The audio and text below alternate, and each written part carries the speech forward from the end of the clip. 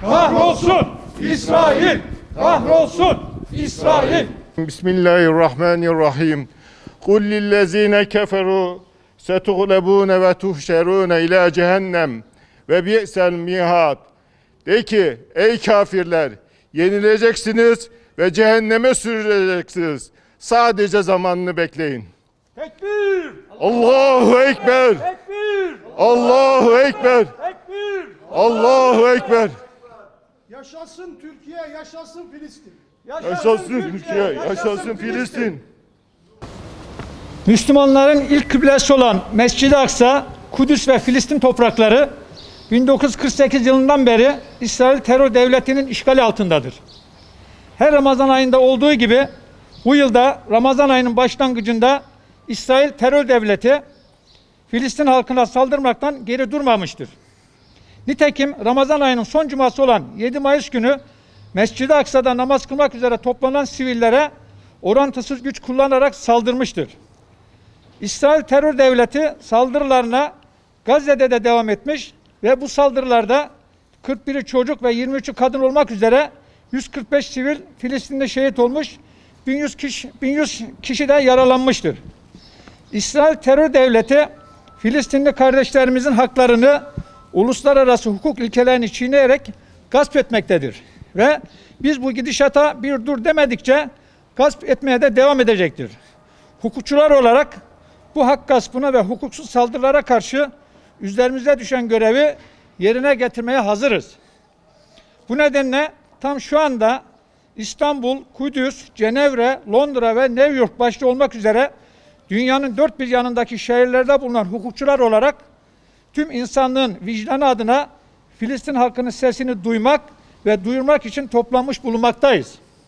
Bizler hakkın ve adaletin savunucusu avukatlar olarak tüm uluslararası örgütleri ve vicdan sahibi Hristiyan ve Yahudileri aşağıda sıraladığımız çağrılarımızın gereğini yerine getirmeye davet ediyoruz. 1. İsrail terör devleti hukuksuz ve insanlık dışı saldırılarına derhal son vermelidir. 2. İsrail terör devletinin Şeyh Cerrah bölgesi başta olmak üzere Doğu Kudüs ve Batı Şeria'da yaşayan Filistinlilerin mülkiyet haklarına karşı gerçekleştirmiş olduğu haksız ve hukuksuz saldırılar ve işgali sona erdirilmelidir. 3. İsrail terör devleti Gazze'ye uyguladığı hukuksuz ablukayı derhal kaldırmalıdır. 4. Filistin halkına karşı savaş, soykırım ve insanlığa karşı suç işlemekte olan İsrailli yetkililer uluslararası ceza mahkemelerinde yargılanmalıdır. 5.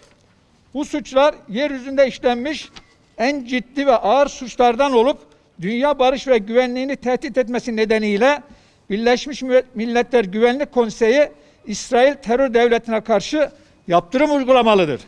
6. İsrail terör devletinin 2010 yılında abluka altındaki Gazze'ye insani yardım taşıyan Mavi Marmara gemisindeki 10 Türk vatandaşının şehit olmasıyla sonuçlanan saldırısı nedeniyle İsrailli yetkililer hakkında ülkemizde başlatılmış olan ceza yargılamasına devam edilmelidir. 7. Dünya üzerinde sayısı 1,5 milyarı aşan tüm Müslüman halkları üzerindeki ölü toprağını atmalı, Filistin meselesi hakkında kayıtsız şartsız tek vücut, tek ses olmalıdır. Bizler Hukukçular Derneği ve vicdan sahibi hukukçular olarak İsrail terör devletinin saldırılarını lanetliyor, ulusal ve uluslararası kurum, kuruluş ve yargı mercilerine başvuruda bulunarak taleplerimizin yerine getirilmesi için sürecin takipçisi olacağımızı taahhüt ediyoruz.